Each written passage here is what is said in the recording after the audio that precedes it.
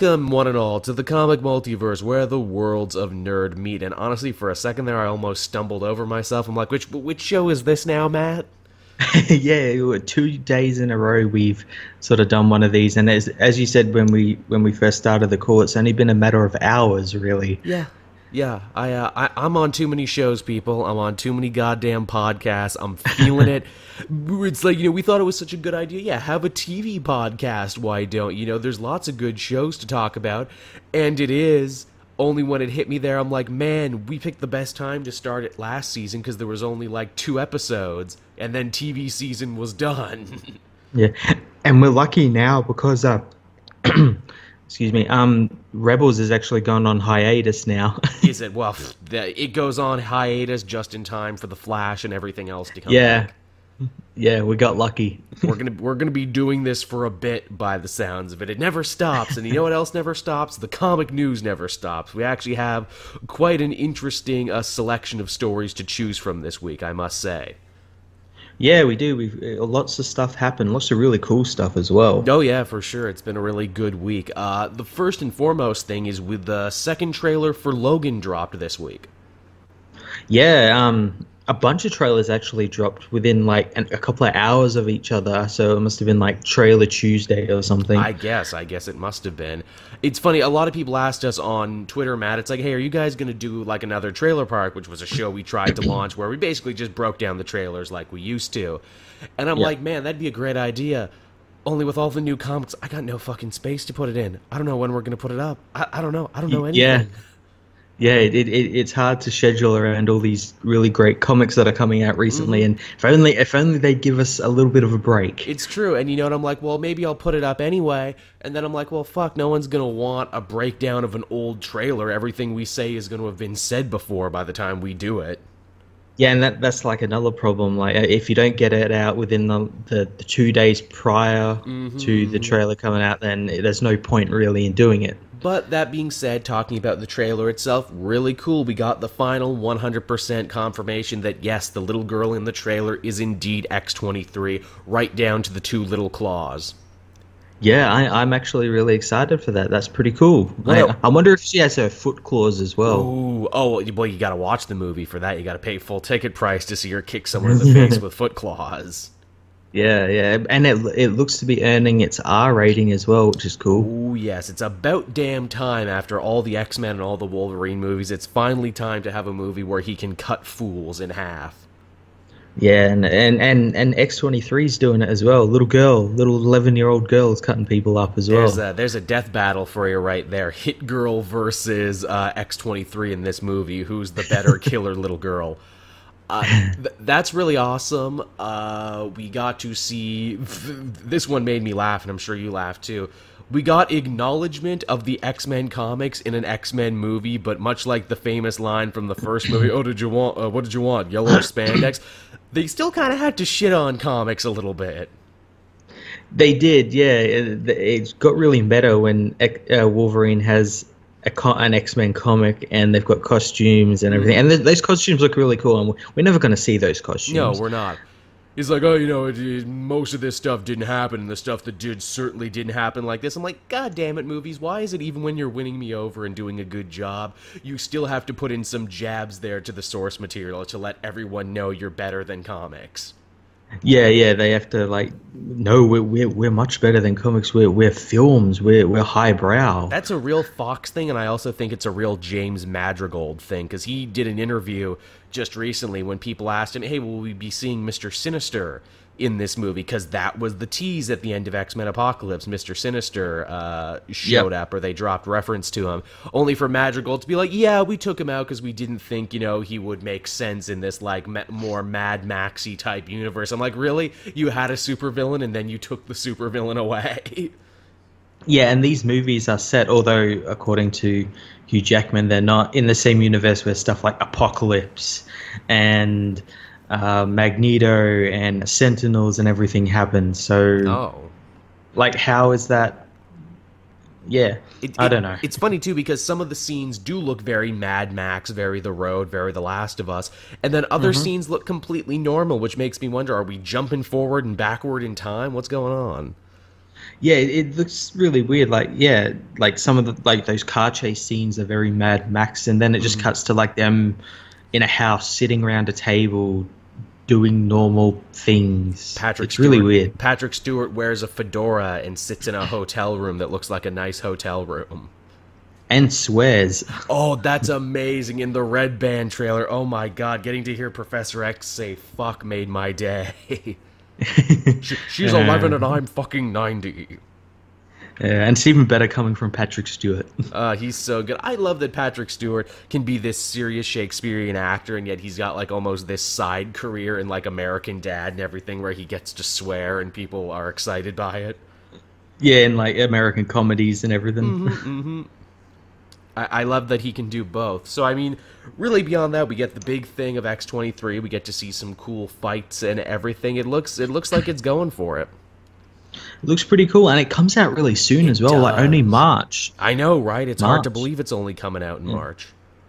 Yeah, when I was looking up what movies are coming out and what I'd have to go see, within the span of, I think, a month, every week there's a new big release. Like, we got that Kong movie, we got Guardians.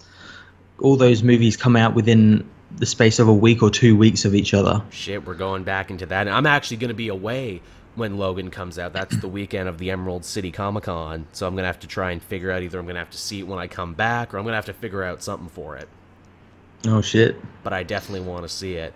It's funny because I'm going to be out in Victoria after that and all my little cousins and everything there. I wouldn't be shocked if my aunt's like, oh, you should take them to see that new Wolverine movie. No, I shouldn't take them to see this one. You will be mad at me. Yes, this one they would not be able to get in. Hugh Jackman took a pay cut so they could make this one actually violent like it's supposed to be. It will be something to finally see an R-rated Wolverine movie. I wonder, because this is always the deal with Hugh Jackman. He always says, like, oh, this will be my last Wolverine movie, this will be my last X-Men movie, and he always ends up coming back. I wonder if this Wolverine movie gets amazing reviews and amazing, like, critical reception and everything. Do you think he'll be like, maybe I'll come back and do 2 more? Probably, but what he'll do is he'll leave it off for a little bit, like maybe 2 or 3 years, and then be like, I'm coming out of retirement to play Wolverine one more time. or you know, not to spoil an old movie now. Do you think they might Harrison Ford this one? Do you think he's like, okay, make it so I can never come back? It maybe they definitely at the end of this one maybe kill him off. Wouldn't that be some shit to like actually kill him off or put him in some sort of situation where they could recast him with a new actor? Yeah, well they could definitely do that like in a way like he gets so fucked up that like that one X-Men comic where he gets thrown into the sun or something and regenerates from like a cell. Yeah, and he regenerates as someone younger or something. which you Doctor Who the shit out of it. It's funny you said throw him into the sun. I'm like, man, what a Superman moment that would be. Wolverine's not dead. He's just fixing the sun. he's dressed in railroad clothes fixing the sun. And when he's fixed it, he'll come back again like Jesus. He'll rise again on the 3rd day when the rights return to Marvel. And he'll actually wear his goddamn costume this time. Yep.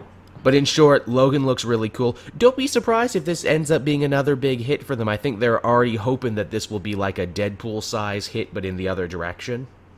Yeah, I'm just hoping as well that it doesn't mean, well, people like the R-rated movies, so we'll just continue making them for every other movie we have coming out. Because that doesn't work. That would be a little much. That would definitely be a little much for it. I wonder, too, being R-rated, I wonder if that will affect its gross at all. Because it was one thing for Deadpool, which is new and different. No one had ever seen it before, and it got great buzz and everything. Because a lot of people didn't know who he was, or if they did, they only knew him from, like, internet memes and stuff. Wolverine and Logan, people like, know that and everything. I fear, in, like, my worst-case scenario mind, the same thing will happen to Logan, what happened to, like, Dread or Punisher Warzone, or heck, even the 2 Kick-Ass movies. Oh, so, like, it'll become kind of like a cult classic but not make a lot of money or something? Yeah, but not enough people saw it, yeah. Yeah. Yeah, Definitely, I could definitely see that happening. that's what I'm worried about it, because I mean, Jesus, it's like you hear all the stuff where it's like, yeah, he took a pay cut so they could have the content thing they want and they could have more freedom, and like kind of like ideas were changing at Fox where it's like, well, yeah, Deadpool hit so big and we were more hands off on that one. I don't want this one to not do good and them being like, well, I guess we got to be more hands on for the next ones then. Yeah, they start meddling a little bit more. Yeah, that would definitely be a worst case. But, definitely keep your eyes peeled to both Cape Joel and Fortress of Solitude. I'm sure both Matt and myself will have reviews of Logan when it comes out. It comes out super soon. Yeah, first week of March, I think. Yeah. Or at least it does for me. I'm not sure about America and whatnot. That usually comes out a little earlier for you. Damn lucky Aussies, you get screwed over on everything else, but you get movies before everyone else. Yep. That's the one bit of karmic rebalancing, isn't it? Yeah, it is. Now, our next piece of news here is also a piece of movie news, but from the world of live action to the world of animation. Hey, have you seen this? Have you heard about this? Teen Titans Judas contract. They're finally making it. Yeah, I kind of figured they'd probably make it. Well, if you saw Justice League versus Teen Titans, the post-credit scene of that one is literally Terra showing up. Yeah, that's right. She comes in on that floating thing. On a big floating boulder, because that's what she does. She controls the Earth, thus the name Terra. What's funny, though, is out of the pictures we've seen, this is clearly a sequel to Justice League vs. Teen Titans, because that's where they dropped the reference to it. But it's the cast from that movie, which was different from the original Judas contract story. So Damian is actually nowhere to be seen in the pictures that are there so far. We see Nightwing, but for some stupid reason, Nightwing is wearing his red New 52 costume. Yeah, I stopped trying to figure out a DC animation a long time ago. Yeah, they seem to be in a poor position right now. And I say that knowing full well that I actually quite enjoyed Justice League versus Teen Titans. I actually thought that was one of the better ones they made, mainly because it looked like they were getting away from the whole shared animated continuity thing. Yeah, and it kind of focused on characters that weren't Batman and stuff like that, and it had that cool Power Rangers suit up scene. Sure did. It ironically hit much around the same time as the DC Rebirth happened, so it was kind of hilarious to see them being like, maybe we should get away from this New 52 shared universe we've been building, because that's not even the comics anymore. Yeah, I remember that when they try to, we're going to connect all our movies, and then like 2 in, they're like, fuck it. Yeah. Deathstroke is in it, of course, because he was the big villain of the original Judas contract story in the comics, but he's been redesigned once again. Yep, but it makes sense since other characters are being redesigned for some reason. It's so weird. I'm like, I thought the point of doing shared universe like this was to cut costs so you could use the same character models for everything. Yeah. You would think so, but yeah, they just keep changing them. They keep changing stuff around. I'm like, why? You're kind of undercutting your own reason for doing this now. Yep. It also sucks, too, because, the reason, animation takes so long to do and is such, like, a group effort from everyone, where it's like, yep, we've got our movie voice cast. Oh, but these actors couldn't come back, so we had to recast a bunch of people, so now they sound different in between movies. Yep. I'm excited for it. The other Justice League v Teen Titans movie had a real sense of youthful exuberance to it, and obviously, Judas Contract is a really beloved DC story. I'm hoping this is them proving, like, hey, we can still make quality stuff. Please don't remember Killing Joke. They're trying to get the taste of Killing Joke out of our mouths. Yes, let's have a fun, cool story with young characters doing fun, young character things. And also, I mean, the bar has been set pretty high for Judas Contract adaptations, too, because everyone loves that Teen Titans episode arc they did with Terra and everything. That was pretty solid. Yeah, so I know a lot of people will either be happy or mad about this. Yeah. It's unfortunate that this Deathstroke won't be voiced by Ron Perlman. That's one knock against you right there, no Ron Perlman. Yep. But isn't that for every movie, though, Matt? Don't you knock every movie one notch for not having Ron Perlman in it? Yeah, yeah, I could definitely see like something like Star Wars being a lot better with Ron Perlman as Darth Vader, you I know. I watched Fantastic Beasts to Where to Find It, and I'm like, man, this movie is really tedious. Whoa, Ron Perlman's in it as a house elf. Fuck yeah. Yeah, 10 out of 10. Yeah, I'm just like, you know what, screw Eddie Redmayne's poor man's Doctor Who impression. I just want to follow around goddamn Ron Perlman elf and see what he does during a day. Yeah, that gangster elf was a lot better than Eddie Redmayne. Eddie Redmayne's Doctor. Man, that's all a Fantastic Beast in a nutshell right there. Man, there's a lot of really interesting characters in this movie I would rather follow than our actual main character. Yeah. That's that movie in a nutshell. But hey, you know, we're not here to talk about the Harry Potters. We're here to talk about the Judas contract. I'm excited for it. I was also excited for Justice League Dark. When the hell is that coming out? That one feels like that one's been coming out forever. No idea. I'm not. I haven't seen anything about it recently, so yeah. See, I've been seeing nothing but it. It seems like every day they drop like a new trailer and a new clip and a new like piece of artwork, and I'm like, is this even coming out? It feels like it's been coming out forever. Yeah, well, when's the next? Oh, the next big con's not until like July or something, isn't it? Yeah, don't they usually show it off there? Oh, it says Yeah. it comes out February. Oh, okay then. February 7th, which that's still a ways away. I mean, I guess we'll get it next month, but it feels like they've been hyping up Justice League Dark forever. Yeah, well, I think it's mainly because whenever the previous movie comes out on DVD, that's when they have the Little bonus. the like features, sneak the sneak peek, and that usually comes out like a year previous, so it's Yeah. like a year of hype. So yeah. Absolutely, and they're usually like, oh no, wait, actually it comes out sooner. I'm looking at it right now. It gets released in digital, which means iTunes and everything, on January 24th. So in 2 days it comes out. Oh, okay. There you go. We'll be seeing it in 2 days, and I'm sure Matt and I will talk about it. Maybe I'll do a review on it. Did I review the last couple animated movies? Oh yeah, I did review Killing Joke. I very disappointedly reviewed Killing Yeah, Joke. so did I. So I'm probably gonna have to review this one as well. We'll probably do this one, and people will probably want us to do a commentary on Justice League versus Teen Titans before Judas contract. Oh yeah, probably. That'll be fun. So look forward to that in the near future. People fucking loved our Batman v Superman one. I looked at the numbers on that one. The retention on that one was great. Thank you, everyone, for watching that one and loving that one as much as you did. We picked the perfect day for it, too, to release it on Christmas Day. Yeah, and remember, people were like asking us since the movie came out on DVD. So Yeah. We made them wait just long enough. What's the next one you want us to do, everybody? I think the next one people wanted was Apocalypse, right? We'll have to do that. Maybe we'll have to pick a day we'll do Apocalypse before Logan comes out. oh, Yeah, I know, right? I agree. But we can get into that. We can get into why it's when we talk about it. yep. And speaking of ideas that make me go, what? And raise an eyebrow, did you read Monsters Unleashed this week, Matt? I did. I did too. We'll talk more about that when we get to it, but hey, once again, Marvel being really terrible about spoiling the end of their events before they actually come. Get used to the cast of Monsters Unleashed, because Cullen, Bunn, and Marvel have announced that it's going to be getting its own ongoing series once it's all done. Oh, well, at least it's being written by the guy who's actually writing the main book at the moment. That's So nice. You can't mess with that. But yeah, that little kid, the little kid who does the drawings that may or may not turn into monsters, we don't know. It's been one issue. Yeah, apparently it's him and a whole team of monsters that are going to be in an ongoing series now. So I guess he's fine and lives to the end of the story.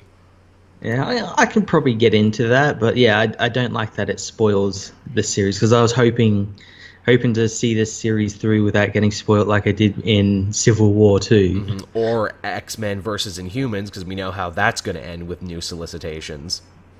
Yeah. We also know how Clone Conspiracy is going to end, because frickin' Ben Reilly, Scarlet Spider's getting his own damn book. Jesus, Marvel, you gotta frickin' stop this. It's like they're so afraid we're not gonna pick up the next issue, they gotta tell us what the twist is in advance.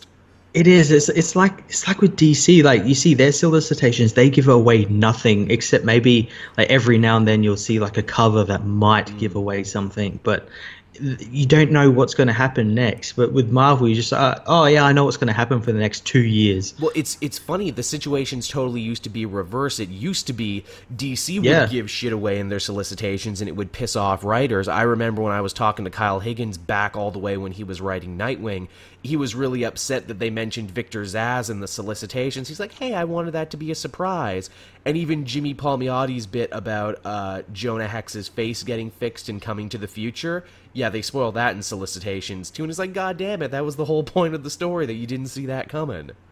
Yeah, so yeah, it's reversed now. Yeah, a lot of stuff has been reversed, over the last couple of years. Like when you and I started working online with comics, Matt, it's funny to see, how the comic industry is such a roller coaster with ups and downs, and fortunes can be so reversed. Yeah, oh yeah, totally. Like it used to be we made fun of the New 52 for the stupid shit that it did. And now current Marvel, it's just like, really, guys? You're doing like 4 events at one time? Really? And you're spoiling the ends? Really? Come on. Yeah. Get your shit together, Marvel. Come on. You can do it. Do we need a Marvel rebirth? Is that the thing, Matt? Do you think they need to get their shit together in like a rebirth-style fashion? I think they do. Maybe not go so much as like rebooting the whole universe, but they need to like sort of sit down and say, all right, this is what we're going to do. We're going to have these books, and that's it for the next 2 years. And we're not going to pile in new events, and we're not going to have 20 events going at once and whatnot. I think they need to start treating books like they treat Thor right now, which is considered consistently one of their strongest books. Just let good writers write. Stop changing the status quo every 5 minutes. Because it's hard to get invested in any story now, because it's like, oh, it's all new, all different. It's Marvel Now 2.0. It's a tie-in. It's this and that. It's like, just let good writers write, please. Yeah, and they should also probably stop with the really heavily handed, I guess, political talk they have in some of their comics. Now, see, that doesn't bother me, is the thing. I know we've had this conversation before. That doesn't bother me, but I can see where you're coming from. Yeah, some of it's really good, but then there's like other stuff. Like there was, I can't remember which issue it was. That was that I know it was making fun of it, and it pissed off a lot of people, which I really appreciated. That thing Nick Spencer did recently. Oh, at the college campus with the group of socially conscious supervillains and everything. See, that was, I think a lot of people got that one so wrong, where it's like, he's making a joke, people. He's saying like, ha ha ha, this is what people online think I'm like for making, Captain America into a brainwashed fascist. But, we can laugh at ourselves, right? And apparently, no, people couldn't laugh at that because they got all angry at him. And Nick Spencer just kind of threw up his hands and he's like, well, fuck, I guess I'm screwed no matter what I do. People are going to yell at me. It was great. And man, he's getting it so hard, too. I'm sure you saw that great video online of that Nazi getting punched in the head. Yep. That's making the rounds. Yep. And Nick Spencer being like, admittedly very much, coming from a comic superhero type place of being like, now, everyone, we can't celebrate, brutality to our fellow man, even if they're different, only for everyone to come at him and be like, but he was a Nazi, though. Like, yeah, you can be as nice and friendly as you want, but we'll never feel bad about punching a Nazi in the head, though. Any nice humanist argument you can make is kind of undercut by, but he was a Nazi. And a particularly douchey-looking Nazi, too, with his fuckboy fade haircut. That's true. Yeah, and his peppy pin and everything. And I'm like, I'm not going to say he was asking to get punched in the head, but he might have been asking to get punched in the head, is all I'm saying. So yeah, I like Matt starts this thing with, heavy-handed political commentary, and now let's have a 5-minute-long political commentary conversation. But yeah, that's Monsters Unleashed. Here's the thing, I read the first Monsters Unleashed issue. I don't know how you felt about it, Matt. It was fine, but I don't feel like I need to finish it. No, I know what you mean. Like, it's fine, it's okay, but honestly, I gotta start making cuts somewhere to the pile of books I read every week, and I don't feel like there's going to be any amazing revelations in Monsters Unleashed that I need to keep reading for, especially now that I know they're just doing it to launch this new Monster Boy character into an ongoing. Yeah, it seems like they should have just dubbed it as like a prequel. Yeah, or even like, just set up. Or if Cullen Bunn had like a good pitch for a Monster Boy book, just let him write a book about a Monster Boy. Yeah, it doesn't need to be an event. But then again, I'm sure we would have done the same thing it always does, because the Monster Boy is Asian, and I'm sure we would have had many, many happy eggs on Twitter being like, well, why can't Monster Boy be white? How about that? Oh, yeah. Why can't he be a girl? White people like monsters. So there you go. From white to black, actually, our next story involves Black Adam, who is apparently getting a solo movie now, even though we've seen almost no movement from the Shazam movie that he is supposed to be a part of.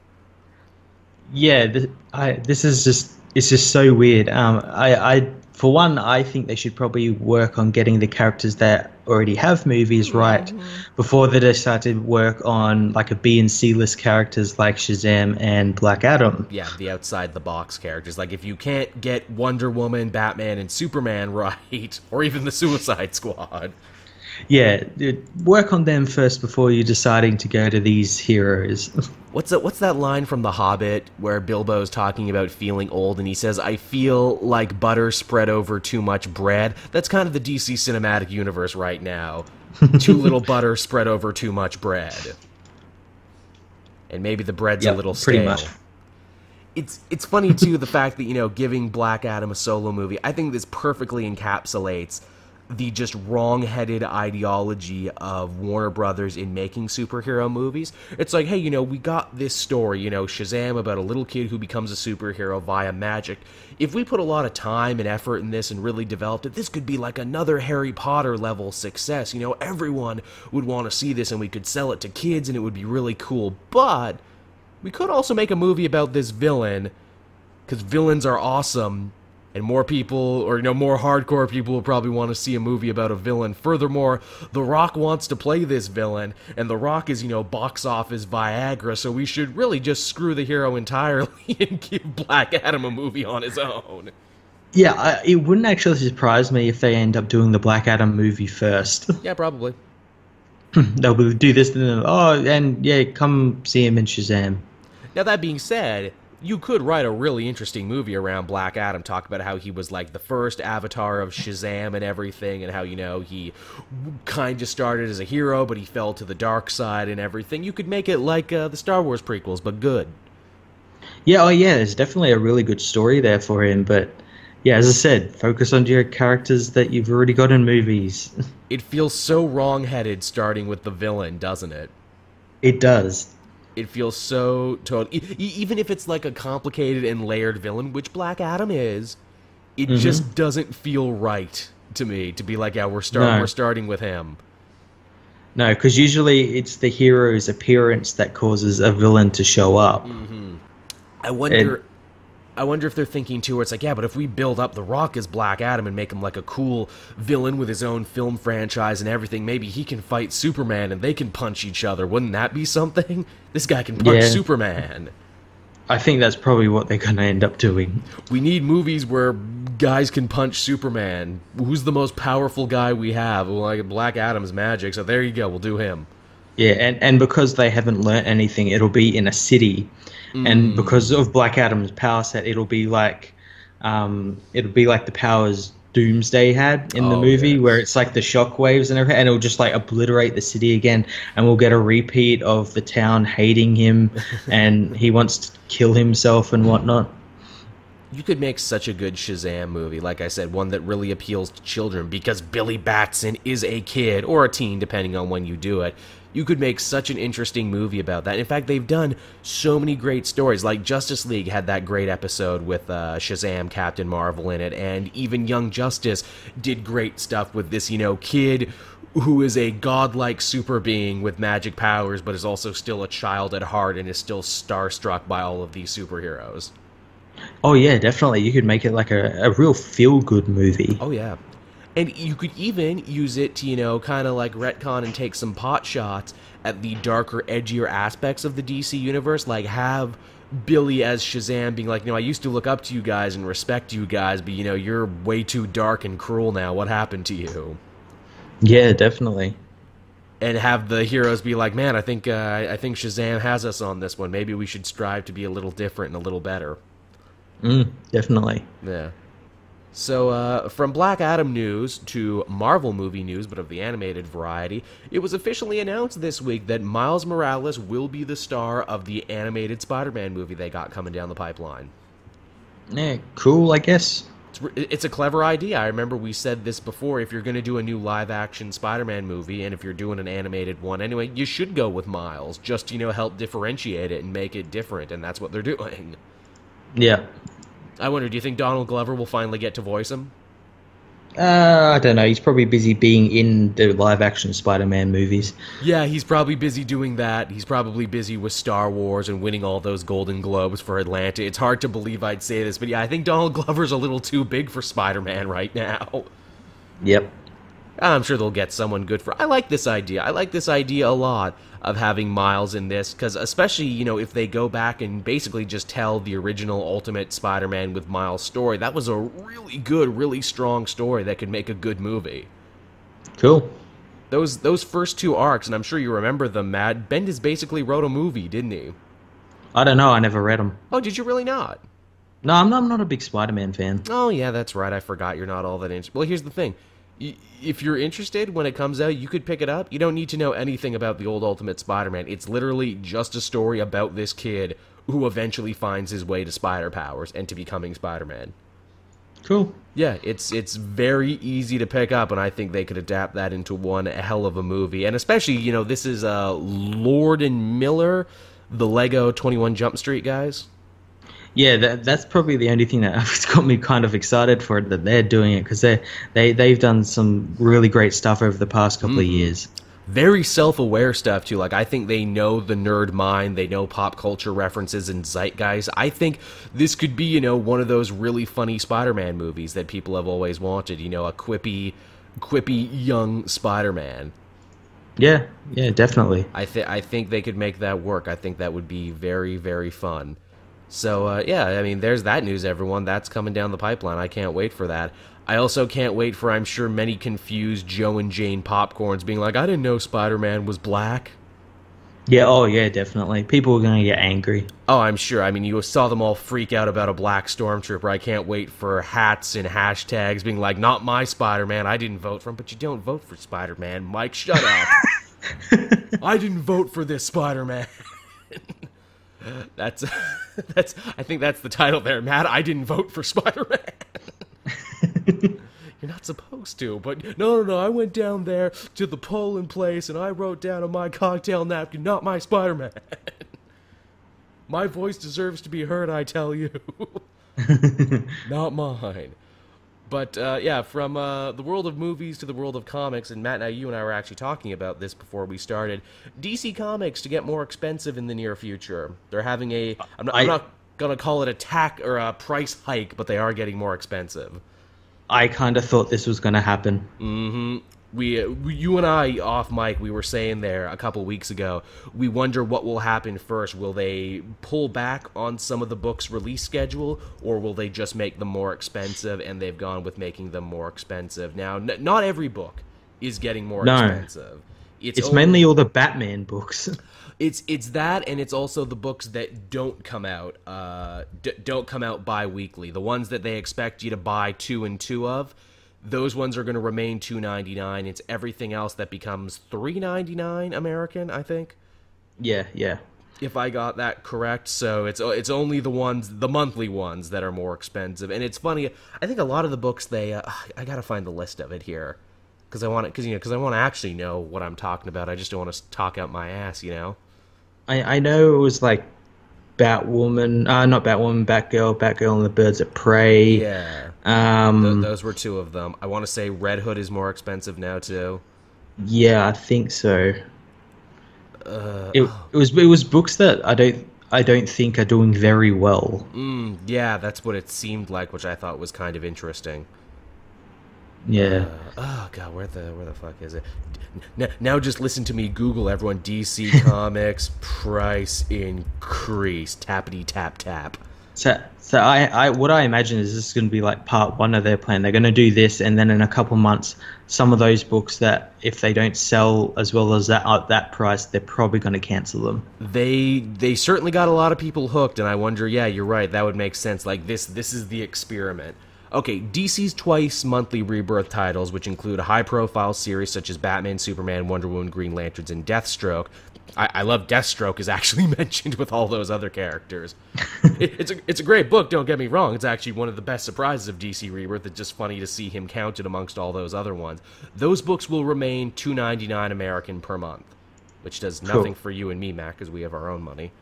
The full list of books that will see a increased price or will be the ones that they're increasing the price of, and this is important, they're also going to be bundling them with digital codes. So which means when you buy the physical, you get the digital free, much like Marvel was doing until they stopped. So it's funny to see DC swoop right in here and be like, you like digital codes, do ya?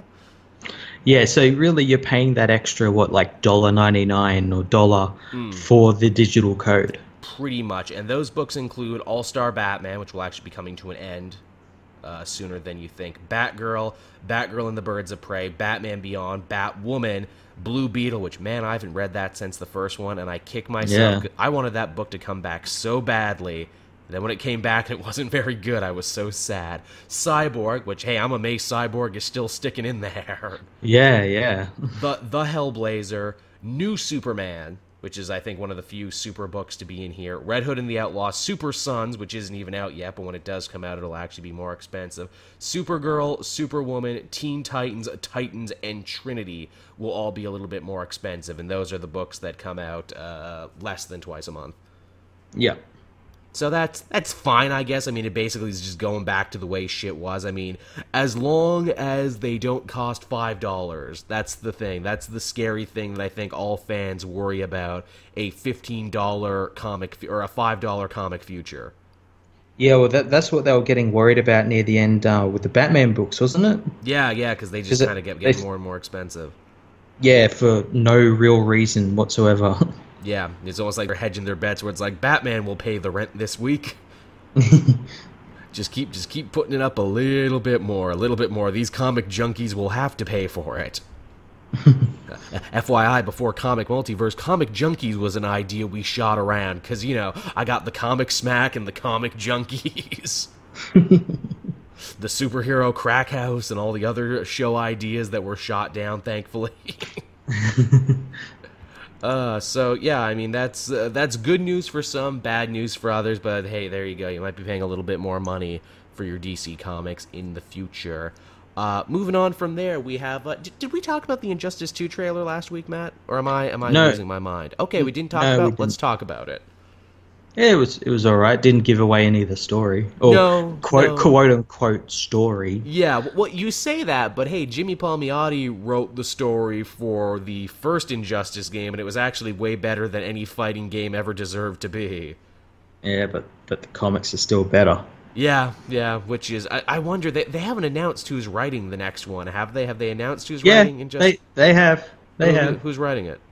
Tom Taylor's writing it again. Oh, well, I know he's writing the comic. I meant the game. Do we know who's writing the game? I don't know. I don't think so, no. No, I don't think it was a comic person, because I think if there was, we would have heard of it. Oh, yeah, totally. Actually, no, let me look this up, too, so I'm also not talking out of my ass to see if they have a writer for it. It might be Jimmy Palmiotti. Again, I mean, you think I follow him on Twitter and social media. I mean, obviously Ed Boon is directing again, as you would think he would. Yeah.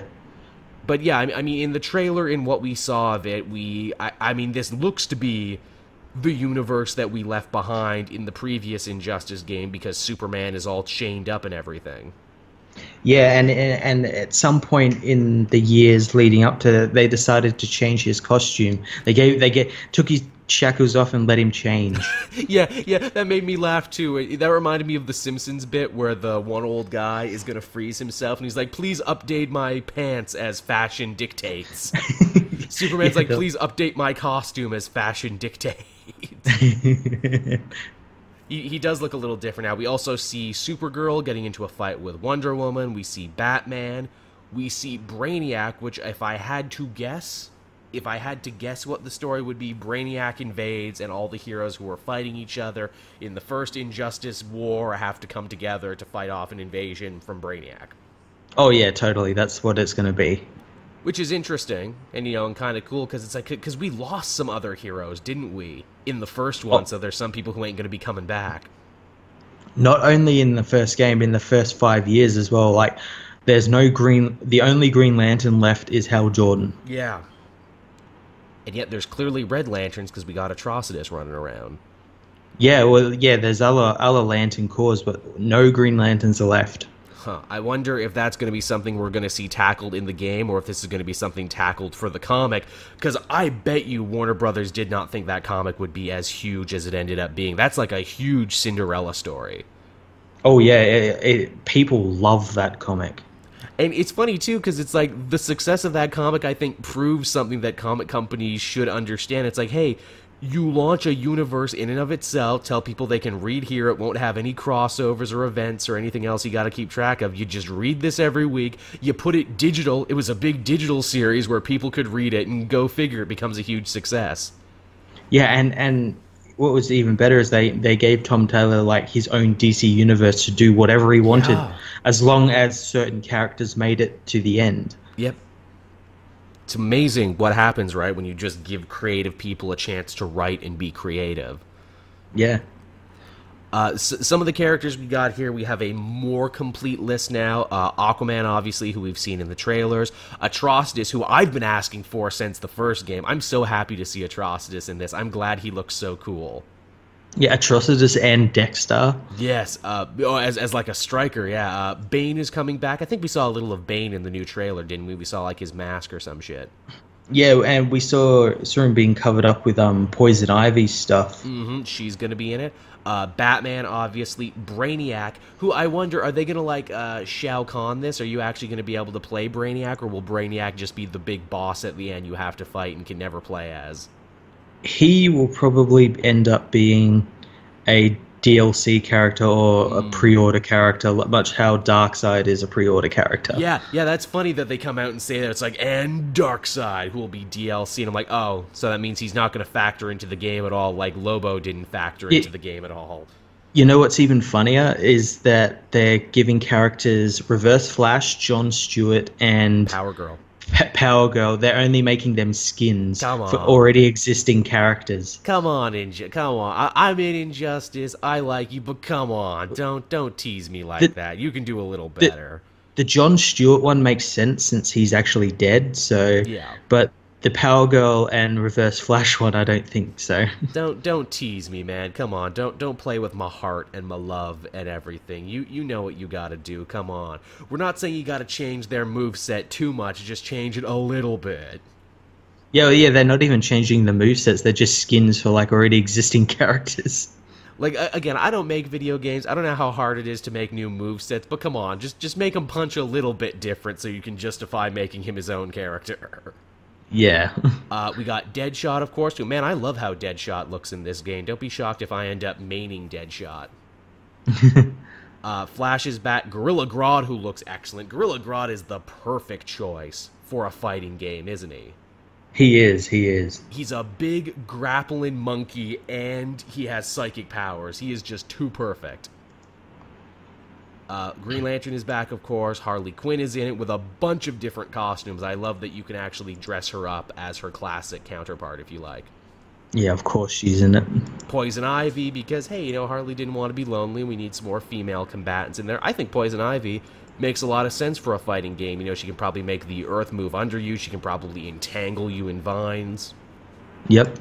Robin, Damian Wayne, who I wonder, will he still be Nightwing in this, or will they have him take up a different identity, I wonder? We actually saw him in his Robin costume. Oh, shit. Okay, so in the trailer, yeah. Okay, so something has forced him to go back to Robin. Interesting. I wonder if he's going back to Robin, does that mean we could see another Nightwing at some point? Maybe. I want Dick Grayson to come back, because Dick Grayson in the comics at the moment is Deadman. Oh, wouldn't that be some shit? Dick Grayson shows up as Deadman. You're like, whoa, I don't understand. They have a little thing at the bottom. Go read the comics if you don't understand this. Or have some shit, have it like the Spectre or something, be like, okay, Dick, you get to come back to life now, but you gotta do something for me. You owe me like a life debt or some shit. That'd be pretty cool. I think though the Spectre's dead though. Oh shit, man, I gotta read Injustice. You know, I got a plane ride coming up. I'm gonna get Injustice on my pad that I got fixed. I'm gonna finally sit down and read all 5 years of Injustice. Yeah, I think I know it was in the arc with John Constantine and like all the magical characters. The magical year they had, I think it was like year 3 or something. I'd like to see Constantine in the games. He'd be a fun character because he's like the sort of guy who would never really hit you. He would just have his magic do all the work for him. Yeah. Supergirl, of course, who looks great from what we've seen her so far. She has a really fun moveset. Yeah, and she's got a pretty cool costume as well. She does. Superman and, of course, Wonder Woman all there together. So that's who we've seen in the game so far. And I'm sure people are chomping at the bit to hear us. Who would your picks be for Matt? Who would you like to see show up, either in the game or in DLC? I'd like them to answer, like the Titans. Like, Yeah. like I know that they're actually locked in the Phantom Zone at the moment, but yeah, they're locked in there because Superman killed Superboy, and he can only survive in the Phantom Zone. Oh, what a So dick. they had to lock themselves in there. I'd like them to come out at one point. I mean, Flash is doing so big on TV now, I'm shocked we don't have Captain Cold in there. I thought he would be a really fun addition. That'd be pretty cool. Hey, you can make him look just like Wentworth Miller, and I will have no problem with that. I'd like Metamorpho, although Yeah. he's dead, of course. Shit, But all the cool ones are it would dead. Yeah, they really are. All the cool ones are dead. I think Plastic Man is still around as well. Oh, fuck yeah, Plastic Man. He would be so fun. He could, like, you know, stretch all over the place. He could punch you from the other end of the map. He could wrap around you. I keep pitching this one. Jonah Hex. Have him travel in time some way. Get some of those super pills. Think about it. He can shoot you. He can throw a tomahawk at you. He can get you with a lasso. He's got so much working for him. I'd love him to come into the future and say, what the fuck is going on here? That's exactly what you do. You have him spit on the ground. I don't like this heathen bullshit. You want to fight me? Come at me. And he can just be all angry and drunk and shit. That's what I want. That's what fighting games need more of, angry, drunken cowboys. Hell, there was that one cowboy from the new Mortal Kombat game. Just reskin him as Jonah Hex. That's all you need. And don't tell me you don't do that because, like, the Archer character from the new Mortal Kombat was basically just a reskinned Green Arrow from this game. Yep. Actually, I don't see Green Arrow on the roster. That makes me very upset that my favorite hero is not in this. Oh yeah, he died. Fuck.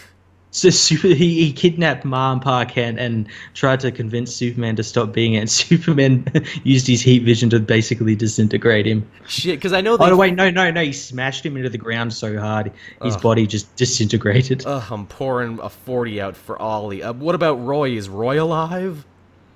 Or is he part of the Titans and is he locked away? I can't honestly remember. I'm sure someone in the comment section will tell us. Okay, that's my pitch then. Roy takes up the mantle of Red Arrow and goes after Superman for revenge for killing Ollie. That's my pitch. That'd be pretty cool. I'm wondering if though the good universe, like in the first one, is going to take place in this one because they're all still alive in that one. True. Yeah, it's funny we didn't see any reference to like the good main universe. This looks like they're going like off on their own thing, which is kind of okay because it gives them, as we mentioned, free license to do what they want and play around with characters. Yeah, totally. And like kill off anyone you want and be like, fine, they weren't the real version. They weren't the real universe version. It's okay. Yeah.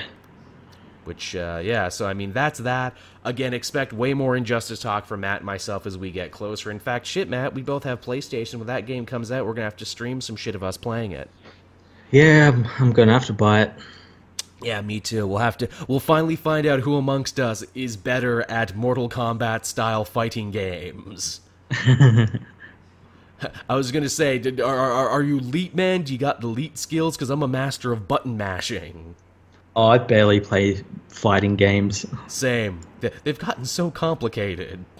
And I'm so not good at them. There was a time in my life when I was good at them, when I liked all the when I liked all the anime style fighting games, and then I'm just like, I'm a crusty old man now. I'm not good at this anymore. Yeah. I don't know about cross cancels and invincibility frames and all the other stuff that makes it sound like work. I'm not LEET. I'm not MLG enough. I'm sorry.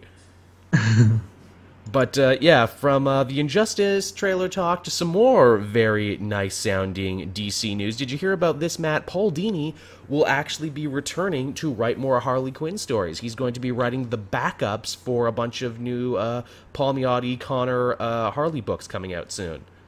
That's pretty cool. This will be the first time he's done it in a while, hasn't it? Yes, it has been. Well, if you don't count Christmas specials. But yes, this will be his first time in a while. The cover picture they have, like the poster image, is so awesome because it's New 52 Harley leaning up against a wall and animated series Harley is leaning on the other end.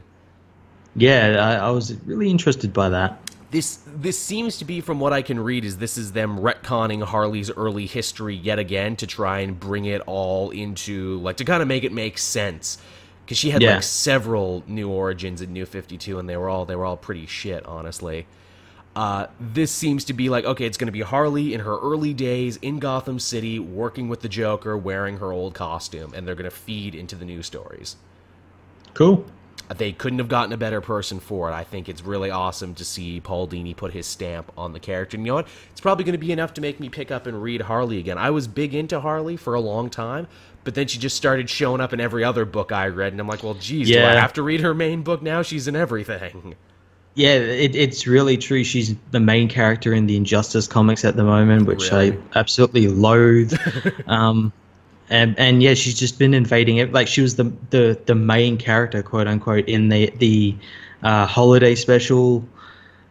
Yep. And yeah, I like her. Don't get me wrong, but you can only have so much of a good thing. I felt the same way about Deadpool a couple of years back when Deadpool kept showing up in everything, and it's like, God damn it, man! Can I go 2 seconds without seeing you?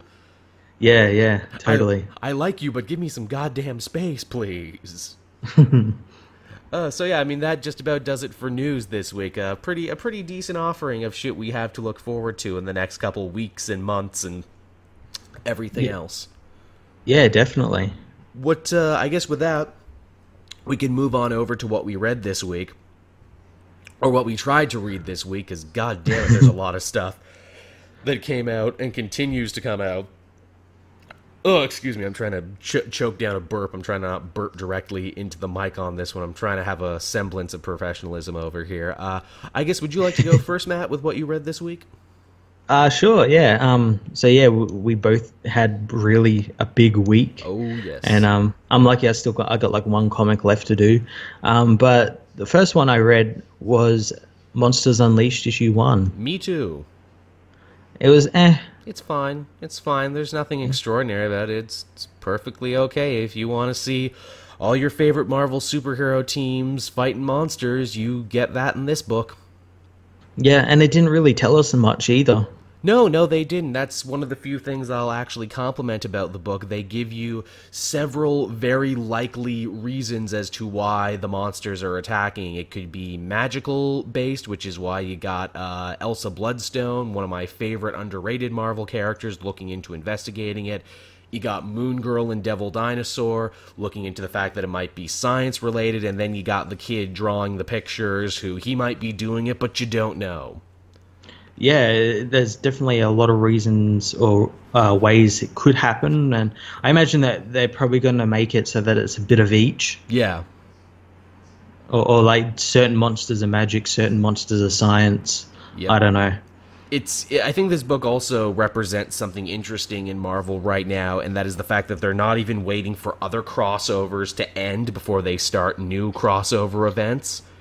Yeah. So you have the Marvel Now teams of all the different Avengers. So, clearly this happens after Civil War II. The Guardians are stranded on Earth, which is also a post-Civil War II thing. But Inhumans and X-Men are still getting along, so this is clearly before the events of Inhumans versus X-Men. Yeah, it could be either before or after, though. Well, I mean, I think by the time this is done, at least one of those groups is going to leave Earth. But yeah, it's clearly at some point between them. And I guess this is also before or after Clone Conspiracy is going on, because Spider-Man seems just fine. Yeah, there's not really any, I guess, continuity to it. It's They're just like, well, put all these characters on these big splash pages, and hopefully no one will notice. It was splash page city, wasn't it? There were so many splash pages going on in this. I found the art a little bit confusing at some points as well. I'm like, what the fuck's going on here? They're like destroying a building with this weird eye creature or something. To borrow a phrase from one of our favorite internet content makers, it's so dense. Every frame has so much going on. It really did, and the amount of characters on each page, just Jesus Christ. It's a very busy first issue, let's put it that way. Yeah. It's not bad, it's not great. It's just there. It is there. I don't feel I need to keep reading it or keep reviewing it, and I don't think anyone will be too upset with me if I do. Yeah, I'm probably gonna keep doing it just because I know that knowing Cullen Bunn, there'll be something somewhere in this book that he will make a big reference to in his ongoing. Oh, I'm sure there'll be some cool shit. So yeah, and I like Cullen Bunn as a writer. He's a good writer. I like him too. I like to see him succeed. Lord knows he's having a better time succeeding at Marvel than he was at DC for the short time he was there. Yeah. Oh, they in saying that his Sinestro book was dope as fuck. It was. I need to finally catch up to that. That's another one of the I need to read this at some point. What else did we have this week, Matt, in books that I'm sure we both read? Justice League versus Suicide Squad issue 5. Yep. The penultimate issue in this series, which has been really surprising and really satisfying. It has been that just like the amount of twists and turns, and like I never expected this book to be anything other than the Justice League versus the Suicide Squad, and now it's like a new Justice League made of Suicide Squad members with Batman fighting Eclipso. Yeah, like you thought it was just going to be a dumb beat-em-up book where, you know, both sides meet in the middle of a field and punch the shit out of each other, and yet there's a lot of stuff going on here. There's a lot of layers. There's a lot of cool shit happening. I like, in this issue, Maxwell Lord kind of realizes that he's bitten off way more than he can chew with the Eclipso diamond. Yeah, and I like how when he realizes that Waller is like slaps him and is like, get a grip, man. Love it. Waller keeps her pimp hands strong every day. Smacking the shit out of people. We also kind of get to see Eclipso get involved in the things right at the end, being like, ha ha ha, I'm actually the real villain. Yeah, he needed someone to take over to come into this world. Mm-hmm. Which I'm thinking, like, man, this might be the most high-profile story Eclipso has ever been involved in, ever. Yeah, well, this is like the first time we've seen him since that Villains Month book in DC New 52. Oh, shit, yeah, I forgot that was a thing that existed. Yeah, I think everyone did. Yeah, good call on that one, Matt. Good memory. It's funny, too, like, in 15 minutes, Lord manages to take over the entire United States. Yeah, with the Justice League, he gets them all to, like, he gets the Green Lanterns to put a shield around the Earth, he gets Flash to disable all nuclear weapons, and it's just so good. Did you think the same thing I thought when it's like, oh, Flash got rid of all the world's nuclear weapons? I'm like, oh, it's like Superman 4, but not shitty. Yeah, Superman 4 if it was done in 5 minutes. He didn't throw them all into the sun with some hair and became Nuclear Flash or whatever the hell that movie was about. No one knows what Superman 4 is about. I know, but also I think I showed you it on Twitter, that page of Maxwell Lord saying I did it next to the page of Ozymandias saying the exact same thing, and they look exactly the same as well. Man, they are getting so subtle and yet so cool with all their little references they're making, aren't they? You got this, you got maybe Rorschach and Red Hood and the Outlaws, you got all the other small references to Watchmen. They are really seeding it across the board, aren't they? Oh yeah, totally. And I wouldn't be surprised, something else I said, that because of this event and all like what it's doing and everything, that someone like Mr. Oz or Ozymandias or Dr. Manhattan take notice of what's going on as well at the moment. My big question, and I wonder how they're going to square this circle in the 6th and final issue, now that the Justice League is aware of the Suicide Squad and their activities, now that they've worked together and everything, how in all good reason and faith will Waller and the squad be able to go back to business as usual in their main book? Yeah, that's going to be quite interesting. See, I'm actually probably going to continue reading on Suicide Squad to figure that out. Yeah, that's actually a really good question. I never actually thought about that. Because the fact that they've worked together to save the day still doesn't change everything they've been doing. I wonder if Waller is just going to blackmail Batman and be like, yeah, but you built your own Suicide Squad, though, and you did all this other dirty, underhanded shit in your own book, so I guess you owe me one. Or are they going to Men in Black, and is she going to, like, pull out a neuralizer and be like, forget Justice League, forget you ever knew us? Yeah, they'll probably do something, or maybe she actually will blackmail the whole team, and like she has something on everyone. Like she knows who Superman is, who the Flash is, you know, the Green Lantern, stuff like that. That would be a very Waller move, to be like, look, you don't like me, but you're going to keep letting me operate, though, because you can't afford to do anything different. Yeah. That's a very Waller move. It's something I could see them doing in this book. I guess another one we had this week, I don't know if you read this too, but Batman, number 15? I did read it, yes. Wow, Batman is a dumbass in this issue. He's been a dumbass for the last 2 arcs, but especially here. He was, but what I really did appreciate this, and I like this a lot, and he was stupid, but that's, I guess, why I liked it. He wasn't like that quote-unquote bat god we saw in the last arc. He was actually someone who was pretty vulnerable, this time to slashes against the throat from little kids. Oh no, slashes to my vulnerable throat, my only weakness. Yeah, disregard the armor I wear. Yeah, it's funny. Yeah, I agree, and I had this argument too with people when I actually put the video out. I like a human Batman. I like a relatable Batman. It's one of the reasons I like Detective Comics so much, when he actually apologizes to his team and says, hey, I'm not perfect, I make mistakes. This Batman, though, was really thick, from letting Catwoman trick him into escaping, to needing Gordon's help in finding Holly Robinson, because apparently he couldn't open up, like, some juvie records, to then getting tricked and stabbed in the throat, to almost dying to where Catwoman needs to save him. Catwoman then escapes at the end, and Batman's like, oh, well, I guess I gotta let her go then. I guess I can't go after her. And I'm like, what did you accomplish this issue, Batman? You did literally nothing. You are bad at this, which, again, further strengthens my theory that I'm running with, and that is Tom King doesn't actually like Batman, and this entire run is his way to stealthily and subtly take the piss out of Batman for being terrible. It kind of seems that way, and also like his dialogue for the characters is really weird as well. Yeah. Like in the last arc, Batman only ever said one thing about breaking Bane's back, and this arc he's like talking about her stealing the night, and like I know like what that means, but it's just really weird. She stole my night. She stole my time. I was gonna binge watch Voltron tonight. Yeah, but instead he thought with his dick. Yeah, he really did, and I know that's always been a thing with Batman there, you know, he's a sucker for love, and, you know, Catwoman's a drug he keeps taking and everything, and la-di-da-di-da, but man, was he dumb about it in this issue. It's like it ignores the last 75 years of interactions these characters have had, and you can't tell me, well, that was the point, because literally in this issue, they reminisce about the first 2 times they met back in the old continuity, like back in the frickin' 40s, and then again in year 1.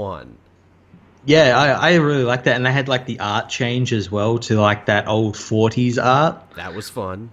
Which I thought was really cool, but yeah, it's really weird. Also, it was a nice touch. Holly stabs him in this story. She stabbed him in year 1 too. Yeah. So she just has a history of stabbing Batman. That's her superpower. She can stab Batman when no one else can. Yeah, Batman lets his guard down around her all the time, so that's how she's able to get the drop on him all the time. Surely this underage prostitute with a dark past won't be able to... Damn it, she got me again. Jeez, imagine if, like, the League of Shadows took her and trained her and be like, now use your power to stab Batman. She's just the ultimate blind spot for him. Yeah, I did not like these last 2 issues of this Tom King Batman. I'm really hoping the Bane one will turn it around. But also, too, let's be really vigilant in this next Bane story if Tom King, yet again, has a story about why Batman actually sucks at his job. I wonder how he might take that with Bane. Yeah, I'm hoping the Bane storyline will be good, or at least better than the last one. Yeah. But yeah, I'm cautiously optimistic. It could definitely be still pretty bad. Yeah. So what else did you have this week, Matt? Well, I had Superman issue 15. Yeah, now this was the good shit. This was the good 12-year-old whiskey that you bring out every couple of weeks. More like 52-year-old whiskey, because we visit 52 separate Earths, don't we? Hey, we do, and yeah, that was so much fun. It's so much fun. It's a lot of this book is just Superman talking to people from other universes, and it's a joy. Like, almost no one throws a punch this whole issue, and I didn't care because it was action-packed enough just with the dialogue and the interactions. Yes, Superman literally talking to himself. Yeah, different more or less versions of himself from the multiverse. And we get to see so many cool people. We see the Justice League of Assassins, which is a new group, which is really awesome. Yeah, that was one of the Earths that was missing in Multiversity. In the guidebook, it was one of the Earths that was classified or whatever it was. Oh. So they've sort of revealed that. So I wonder if they're going to reveal any of the other ones. I hope they do. We get the Wild West Justice League. We get Superman Beyond from the Batman Beyond universe. Which I found really interesting because that Superman Beyond is technically at the Superman in the current Rebirth books in the future. Yeah, or at least he should be, shouldn't he?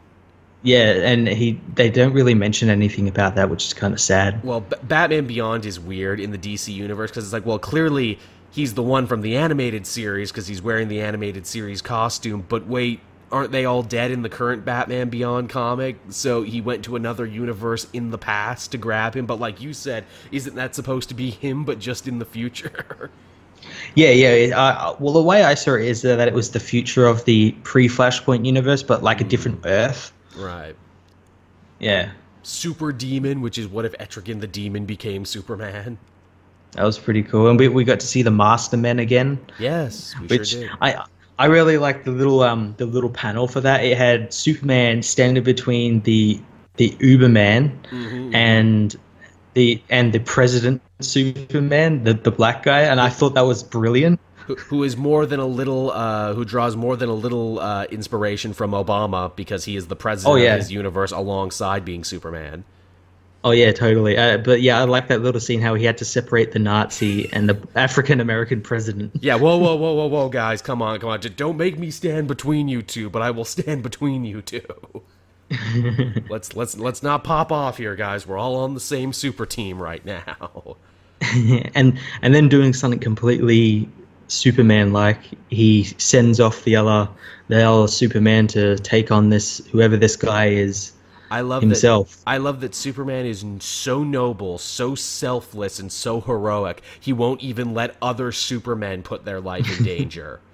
It would have been really funny as well if, like, because they're other Supermen, they're like him, so they're all trying to get the other ones on the part to send away, and they're no, after you. No, you go first, please. They're just being ultimately polite, or better yet, he tries to send them away, but he looks around and they're all standing there. It's like, how did you know, dude? We're basically you. We would have done the same things. Well, shit. But I'm interested to find out who this bad guy is. And what I really like is that how much of like Grant Morrison stuff they bring back. Oh yeah. Like the Thule ship they're on, how they're like, oh yeah, it's just a ship made out of hard light music, you know. Yeah, it's powered by music and travels via chords. If anyone else wrote that, you'd be like, that's ridiculous. But then you're like, oh no, Grant Morrison wrote that. That makes sense. As someone told me in the comments section, actually, that traveling to alternate universes via the frequencies in music, apparently that is theoretically sound, actually. Really? Yeah, apparently that's like a real, actual theory that real, honest-to-goodness scientists in lab coats and like clipboards came up with. Only Grant Morrison would know that. Yeah, like he read that shit in a science journal. I'm like, really? That's real? Morrison didn't pull that out of his high ass? That's a real thing. Okay, fair enough. I want him to come back and write the Multiversity too, like he's supposed to, but I think he's too busy being the editor-in-chief over on Heavy Metal magazine. Yeah, wow, what a thing. It makes me want to start reading Heavy Metal. Can I get a subscription to Heavy Metal? Do people get subscriptions to Thing anymore? You can, and I know he did a story recently about like a buff Jesus beating the shit out of people. Nice. I hear good things about Klaus too. I wanted to read that for Christmas, like his reimagining of the Santa Claus mythos. Yeah, I heard good things as well. What if Klaus was like a bitchin' barbarian? And I'm like, yeah. You sold me on that one, sir. But yeah, Superman was really good, and also Trinity was really good. Oh my God, Trinity! This first story arc, which I think ends next issue because they've all been six issue stories. Oh my God, this story's been so good, and it took a turn as well in this story. Did. What a twist that the first 4 issues were all looking at the different heroes, getting little focus pieces on them, and then this 5th issue was all about the villains. Yeah, and we find out that Mongol, who is inside the dream world because he's trapped in a Black Mercy. in the Black Mercy, so he's sort of become Lord of the Dreams, the Dream Keeper. He's become Freddy Krueger. Yeah, and he's been spending his time just killing Superman over and over again. And we get to see some really cool Supermen in that. Oh yeah, we sure do. You get Kingdom Come, you get the white-suited Superman from the end of All-Star Superman. Yeah, we get the original one, and we get the animated series one, which I thought was really cool. But nothing really seems to float his boat anymore, so he kind of creates himself a child. Yeah. The White Mercy, who has actually been the one getting into our heroes' heads and allowing them to face their demons. Not to make them stronger, but to learn what makes them tick and to learn their weaknesses. Yeah, and Poison Ivy is involved with it because she's now the avatar of the green. Yes, she is connected to the green, which means she can communicate with plants. The Black Mercy is a plant, so there you go. Yeah, and she's been using it to get into the dreams to get this child out. That's such smart writing. It is, and I had to look up where she became the Avatar of the Green. Apparently, in that solo series, that Circle of miniseries, that miniseries that hardly anyone read. But apparently is very important because the reason Poison Ivy wants to save this kid is because she lost her own children in that Circle of Life and Death story. And I'm like, well, fuck, now I guess I got to go back and read it. It's that, and then it's also like, well, how is Swamp Thing taking the fact that he's not the Avatar of the Green anymore? How's that treating him? Yeah, well, I think he's still connected to it. Maybe they're both avatars of the green. Yeah, possibly. They share, she gets the green on weekends, he gets the green on every weekday. It's one of those things. And we also find out why she kidnapped Bruce, Diana, and Clark, and it's because of Clark's solar abilities. Mm-hmm. He's a big battery. Yeah, and the funny thing is she still doesn't realize who all these people are. She just thinks they're just a farmer, a billionaire, and some model woman. Yeah, I love that she's so close to breaking, like, the biggest mystery in the entirety of the DC universe, but she can't do it. Yeah, I thought that was really great. And he's kind of smart as well, because no one recognizes him as Superman now. Mm-hmm. And Lois gets an amazing bit here where she actually gets to talk to Poison Ivy about motherhood. Yeah, and how Poison Ivy's kind of going the wrong way about it. Yeah, you're not being selfless, you're being a bit of a jerk on this one. I thought that was very nice. Another thing about Mongol, I actually got into a big argument, which a fan needed to correct us on this one. This Mongol that we're fighting is not the Yellow Lantern Mongol that we dealt with for the majority. It's the original. It's Mongol too. Yeah, when I was reading this, I'm like, wait, yeah, no, he had a son which he named Mongol as well, and it got really confusing there for a minute. Yeah, I was thinking that. I didn't say it because I didn't want to be wrong, but apparently I was wrong. I didn't realize that until I was doing my review. I'm like, yeah, he had a son. That's right. He had a son, and ironically, he also had a daughter, a girl Mongol who was killed by the Sun Mongol, and now he has a dream daughter, too. Yeah. The dream daughter called the White Mercy, which I thought was a fun little twist. Yeah, I'm interested to see how this arc's going to end. What a great story. What a great story with amazing art. Like, this is one of the top tiers of, like, DC Rebirth right now, and that's saying something. That's Francis Manapul for you. Man, I always thought his writing was hit or miss. I knew his art was god tier, but holy shit, I had no idea he had this in him as a writer too. Yeah, well, I think if he gets something he really likes, this feels like a story he had in his back pocket for a bit. Like, this was probably his elevator pitch to get the book. Be like, okay, Trinity book, this is what I got for you. Yeah, it definitely seems that way. Like, this feels like a story he'd been writing in his head forever. He probably had some crumpled up notes for, because it really hits all the notes, beginning, middle, and end, rise, fall, all that good stuff. Like, you could teach a class on how good this one's actually written. Yeah. What else did you have, Matt? I had Justice League issue 13. Didn't read this. This was a tie-in, wasn't this? It was, and it was a very surprising tie-in. It's about Steve, wasn't it? I actually watched your video on this. It was about Steve Trevor, and he has to try and get across Washington, D.C. to where his family is in the middle of this rampage by Maxwell Lord and the Eclipso Diamond that's turning everyone into monsters and making them kill each other. Mm-hmm. And, yeah, he's got to get across to see his family. That's basically it. And he does, and he ends up being possessed by Eclipso. And what I really found really cool about it is that he, without powers or anything, he's just a normal guy. He was the one who lasted the longest,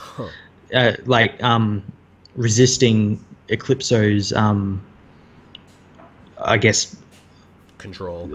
Control. I lost the word there for a minute. Man, between this book and like the Wonder Woman book, they are doing amazing things to raise Steve's like profile and to make him actually worthwhile. Yeah, to make him not just some random military grunt who just happened to be around in certain areas. Yeah, they're making him a lot better than he should be. But it's like he's got a movie coming out or something, and they want to make him not suck. Yeah, that's true. There was one really interesting thing about this, and I think it connects to the JLA book that came out this week. Mm-hmm. And that's the monsters are afraid of light. Uh-huh. Bright light. Mm-hmm. The JLA book that came out this week was The Ray, whose powers are controlled by light. And I guess we'll go into that book. Did you read that one? I wanted to. I heard amazing things about it. Everyone was telling me it was totally kick-ass. I didn't get a chance to. Was it good? It was. It was an origin of the Ray, and which you need, because I bet like 9 out of 10 people don't know what the fuck the Ray's deal is. Yeah, and it just tells you about his powers and how he can control light and everything, and how he saves his friend who is running for mayor from these people called the Sons of Liberty, which sound really familiar. They're like some terrorist group who don't want to see Sons of Liberty. That sounds like the Patriots or whatever from Metal Gear. Were they Metal Gear villains? But yeah, it was a really cool book, and I imagine that's going to factor into the end of this. Like maybe the Ray's the one who helps stop this Eclipso thing, because his light seems to be a key factor in his powers, and light hurts these Eclipso people. So yeah. Here's a question about the Ray. Did they hint about his sexuality at all? Oh god, yeah, that's like a big part of this. There's a great parallel with him coming out, as well as him coming out as a superhero. Oh. Because he's a shut-in because of his powers. He can't go near light or anything. He's got a paranoid mother, and he can't go near light because his powers make him overload it, and he almost killed one of his friends and whatnot. Shit. So he's a shut-in, and then he goes out one day and he turns into pure light. Oh wow! So no one can see him, and he spends a lot of his formative years just watching people and watching the planet devolve into like what it is now in real life, and he decides he wants to do something about it. That's funny, because like originally the Ray as a character had none of that going on for him. Remember he's going to be getting a CW Seed show very soon. He's going to get an animated show, Freedom Fighters Ray, which the Freedom Fighter universe version of the Ray was gay. So it's funny to see them running with that version of the character and kind of doing from like a ground up like redo of the character. And I like that, where it's like, look, we're not throwing out everything about the character, but the fact is you probably know nothing about this character to get offended anyway, so let's kind of reintroduce him as if he was new. And his costume is great. Oh, his costume looks awesome. But I do imagine there'll be that one old guy who read those Ray comics back in 1992 who he's not my Ray, hashtag not my Ray. It was a good year, Dickety 2, if I remember. The corn was as high as an elephant's eye back in Dickety 2. If you didn't get the polio back in Dickety 2. Was a good day. Well, yeah, shit, now I really gotta go out and read The Ray. I have Vixen there, too. I did eventually read The Atom after the fact, but yeah, these Steve Orlando books seem to be pretty solid. Yeah, they had me really excited for the main book that comes out very soon. I'm really excited to see that. And the good thing is these books are getting these origins out of the way, so the main book can just get into whatever the storyline for that's going to be. If they were smart when they do the first trade, they should put all of them together. I think they might. Or they might put these 4 books together as a trade in themselves. JLA Origins. Yeah, something like that. Another book I had this week, it's kind of a come down from the Ray, honestly, because, I mean, it was fine, but it wasn't Ray good. Nightwing, number 13. Yeah, what was that like? Continuing the story of Dick Grayson trying to help out these D-list villains who are attempting to reform, but someone is framing them in Bloodhaven. We find out that it's all connected to this big corruption scandal within the city itself. Of course, the mayor is dirty, which is very true to old Bloodhaven. Unlike Gotham that was corrupt from the bottom up, Bloodhaven, it's the other way around. They're corrupt from the top down. And the villain ends up being the guy who we knew it had to be, because he was the only other character who got developed in this arc, so obviously it was going to be him. But it was fine, though. It was good. Dick's basically got his own Bullock now, too. Oh, cool. It's a big fat lady cop who chomps cigars and drinks and points guns at people. I love her. She's great. Cool. I hope she continues to be a character. I love Lady Bullock. She's awesome. But yeah, so that was Nightwing. Anything else you had? Yeah, I had Star-Lord issue 2. Oh, yes. I heard a lot of people actually getting interested in this one, saying they do some fun stuff in this book. Yeah, oh yeah. So I'll give you the pitch for this. So Okay. in the first issue, Peter Quill gets into a bar fight with Old Man Logan. Old Man Logan takes off before the cops arrive, so Peter gets arrested. Peter goes to court. Matt Murdock tries to throw him in jail. Abigail Brand arrives, saying he's technically an alien, so he falls under her jurisdiction. Oh, fuck, Abigail Brand's in there? Awesome. Yeah, she's his handler. Oh, really? She's the one sort of like responsible, like, hey, you're on Earth, you're under you get this apartment that lives in, I'll do weekly checkups on you and whatnot. But she gets the judge to sentence him to community service. Jeez. 100 hours of community service, which he has to spend at a retirement home talking to old people. Oh, wow. That's a fuck of a bitch. And that's the book. He takes the old guy out that he's looking after for like a walk, and there's criminals robbing a bank. He tries to help out and gets Miss Marvel really pissed off at him. And yeah, that's the book. Is he particularly like Chris Prattish? Oh yeah, definitely. He looks kind of like Chris Pratt as well. So they're going full comedy with Star-Lord now, full action comedy. Yeah, pretty much. That's a really good pitch, actually. And it's been written by Chip Zdarsky as well, so it's really good. Zdarsky, he's funny. Yeah, it's a great book. I read this issue last night, and I couldn't stop laughing at the fact that Peter Quill is now an aged carer, basically. Okay, shit, I'm adding that one to my list. That sounds like a winning combination. It was so good. I did not expect it to be so good. That sounds fun. That sounds pretty kick-ass, actually. Keeping on the Marvel train, actually, I read Invincible Iron Man #3 this week. I did as well. Yeah, this man, when Bendis wants to tell a story, and when he wants to build a new character, he can do it in record time, can't he? Oh yeah, he totally can. The crux of this issue was basically Riri coming to the name Ironheart, which is like, well, okay, but we knew she was, but she hadn't taken the name yet, and they find a really organic reason for her to take that name. Yeah, they do. They get her to meet Pepper Potts. Yes, in her rescue armor and everything, and she kind of gives her a crash course in super heroics, saying, maybe you shouldn't tell me your name, because I could very easily be a Skrull or an LMD or something.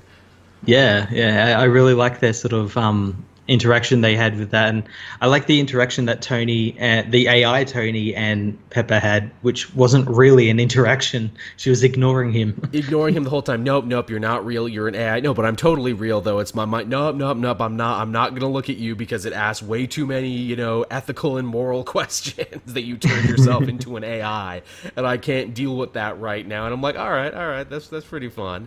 That's pretty happening. And then at the end, she gets into a fight with those tech ninjas that Tony had fought all the way back in the first issue of his run. Yeah, I really appreciated they brought back Tomo, the Inhuman Technomancer.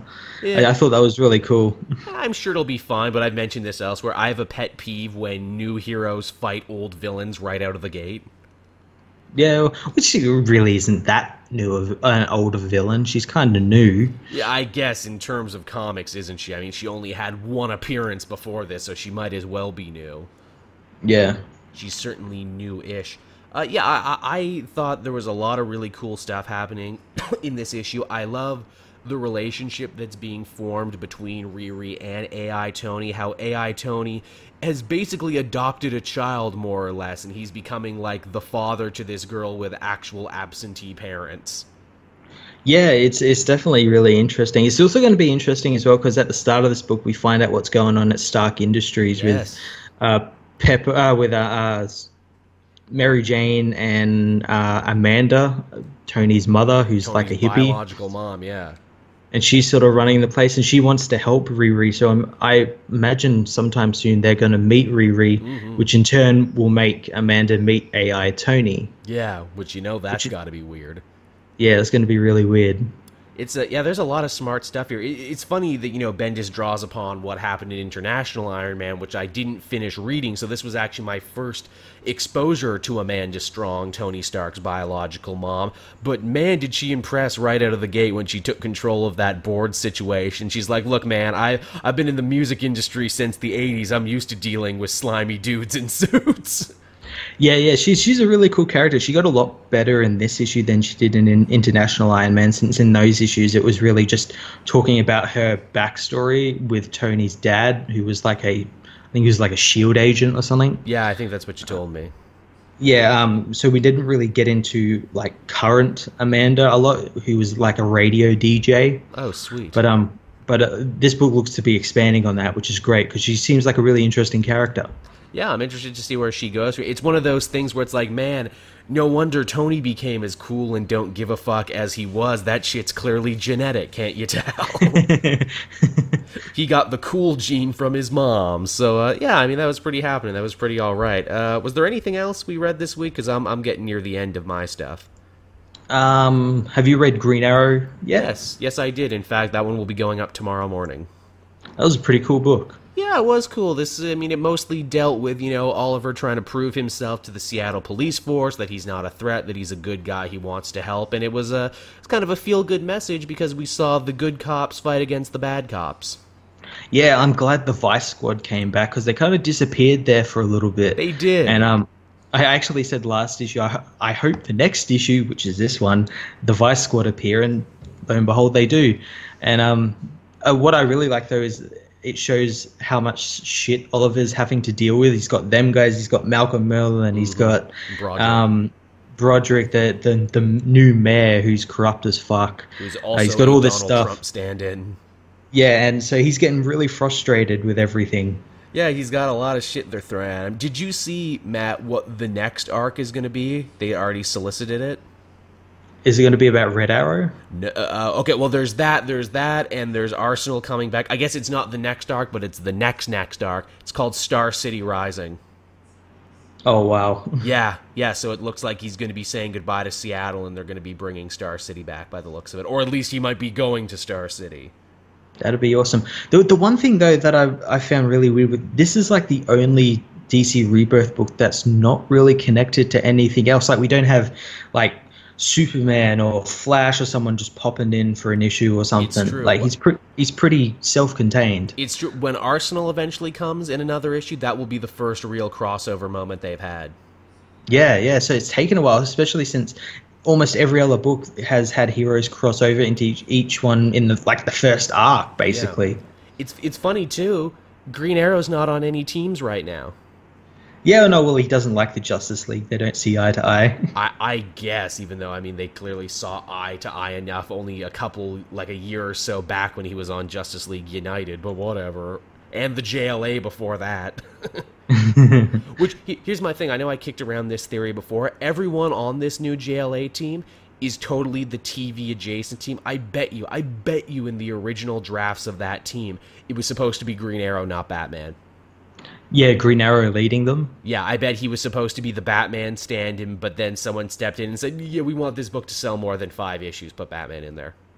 Yeah, I could definitely see that. We need Batman to be on the cover, so you got to put him in there. I would have liked to have seen Green Arrow on this new team. I think he would actually fit in quite well with Vixen and the Ray and Ryan Choi and everyone else. I think that would be a fun book.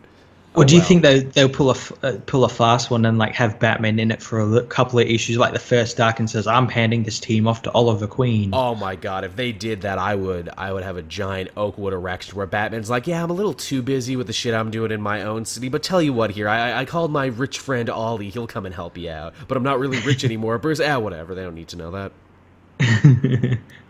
But yeah, so I mean that's yeah, I mean Green Arrow was a fun time. I don't think it was as strong a reveal as the ha ha ha, it's me Merlin from the previous issue, but it was still pretty enjoyable. Yeah, it was pretty cool. It was enjoyable. I like where this book is going. I think we got 2 more issues in Emerald Outlaw before it's over. Oh, we didn't even talk about Emiko. Emiko is back now, and she's calling herself Red Arrow. Yeah, so, and as to my review, Arsenal's coming back very soon, so I don't think you'll be very happy about that. No, but then again, Arsenal was never Red Arrow in the new continuity. He should have been, but he never was.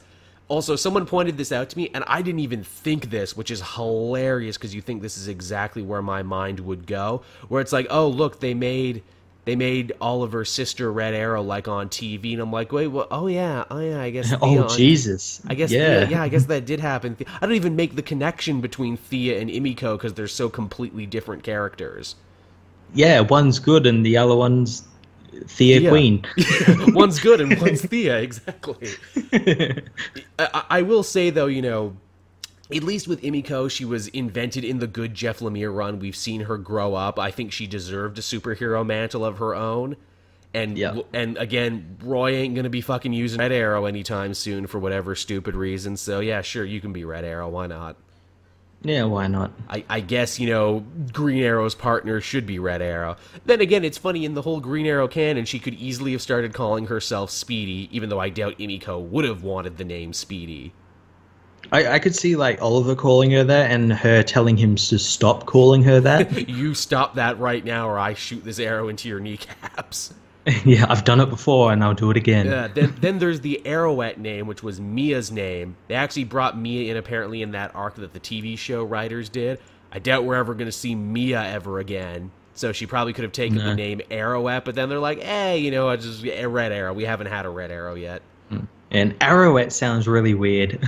It does. It doesn't roll off the tongue. I can see why for Young Justice, the Arrowette analog in that Artemis just went by Artemis. Yeah, that kind of makes sense. But shit, I mean, wouldn't it be funny if they brought Artemis into the Green Arrow books? Wouldn't that be funny? That'd be pretty cool. Well, they're starting to bring people like Aqualad and whatnot in. Yeah, I'm really interested to see how they're going to work Aqualad in, because are they going to call him Jackson Hyde or are they going to call him Calderon? I think he is called Jackson Hyde in the comic. Okay, then maybe they'll split the difference and be like, okay, I'm both. My surface name is Jackson Hyde, but my Atlantean name is Calderon. That's probably what they're going to do. Yeah, probably. Kind of have their cake and eat it too and be like, yes, I'm the Young Justice character you like, but I'm also the comic character that they invented and didn't do anything with. There's a weird history between the Aqualad of Young Justice and the Jackson Hyde character because they came out around basically the same time. Yeah. It's cool to see him back. They needed an Aqua person for the Teen Titans team, and I'm glad it's him. Yeah. So is that it, Matt? Have we talked about everything this week, or did you have anything else sticking around?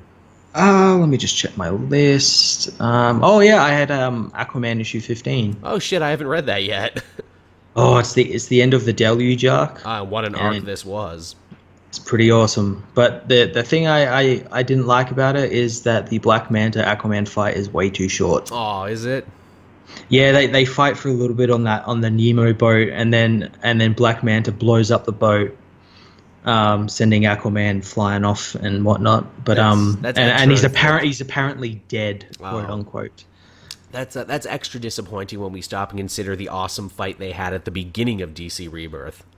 That's what I said. This issue has been pretty much 15 issues in the making. The whole issue should have just been them fighting each other, but it wasn't. But we did get some really cool stuff, like Aquaman confronting Barack Obama and telling him that, like, if he wanted to, he could kill him and everyone in the room, but he's not going to do that because he's a hero and he wants his country to live. Is it actually Obama or is it just Shadow President? It's Obama. It's actually okay. Wow, that's funny that this comes out when it does. I'd love if Obama in the book is like, oh well, you know, Arthur, I'd like to help you, but next week this isn't going to be my problem. So how about you talk to the next guy? Yeah, we're gonna build a wall around Atlantis. We're gonna build a wall around the ocean. I think we already made that joke, but whatever. It's a funny Yeah. image, and we're gonna make Atlantis pay for it with their treasure.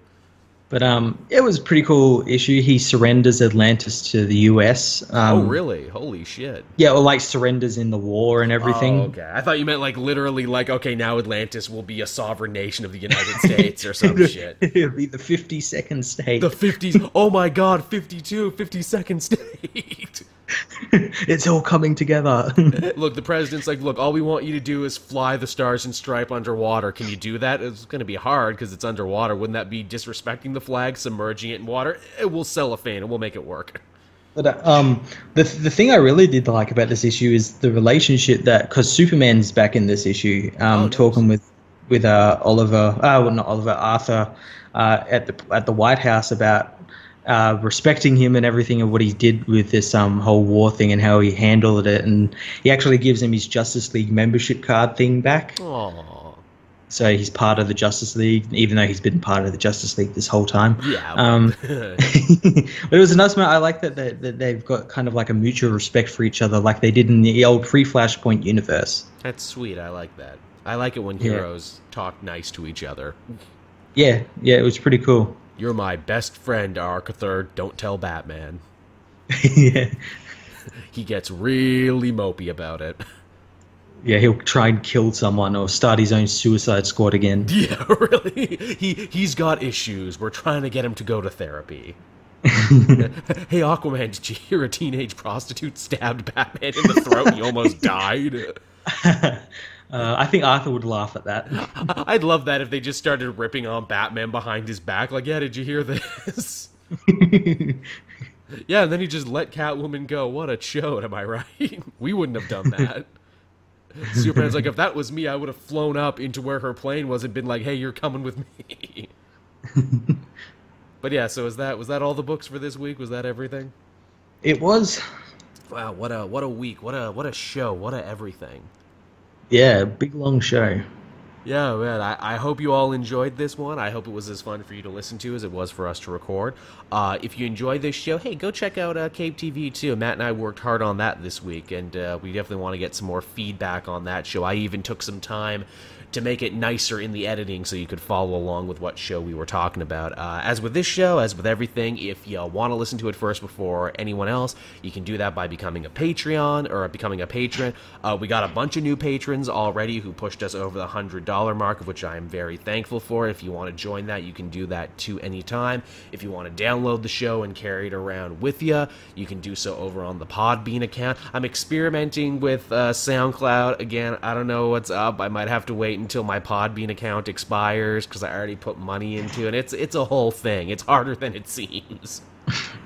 So someone very nicely asked me, it's like, hey, how come the show isn't on iTunes, Joel? I'm like, because I don't know how iTunes works. Is that what you wanted to hear? It's some black magic sorcery. I am not tech literate enough. I sacrificed a goat, I drew a pentagram on the floor in ketchup, and nothing happened. I tried to appease the apple gods, and nothing, didn't do anything. I was most upset about it. So until next time, everyone, thank you so much for listening to the show. We will catch you all next week. For more updates on what Matt and I are doing, be sure to like, subscribe, favorite, do all that other social media jazz. Check Matt out over on the Fortress of Solitude. There's a Cape Joel Facebook page now. I post there every so often. And yeah, that's basically it, right? Yeah, pretty much. We can stop talking now, right? Yes, we can. Okay, bye-bye, everybody. Bye.